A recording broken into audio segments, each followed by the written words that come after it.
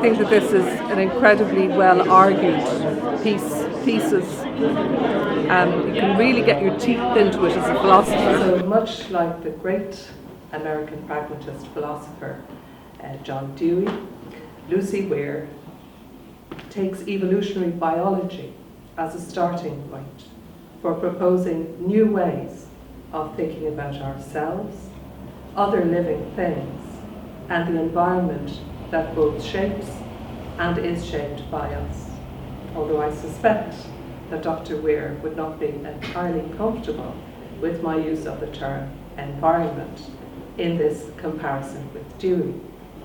She might prefer some derivative of the Greek word oikos, which means home, family, or household. As she notes at one point, oikos gives us the prefix eco, which we find in a word like ecology.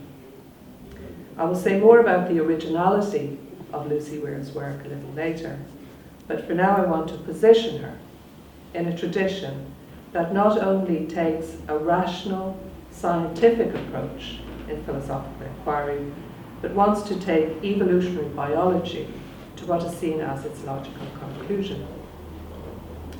It seems to me that love is green, compassion as responsibility in the ecological emergency, is also reminiscent of Dewey's work in that it offers hope, even as it acknowledges the unpredictability of the future and names the deeply troubling fundamental threat of our time.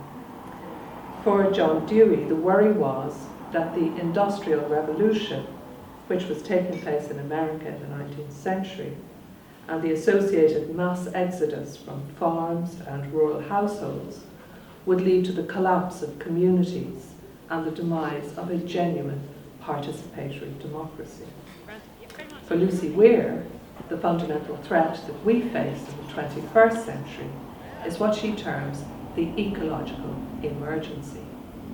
As she explains, and I'm going to quote her here, the ecological emergency is a phrase that encompasses both the environmental crises of pollution, deforestation, desertification, mass species extinction, and climate change.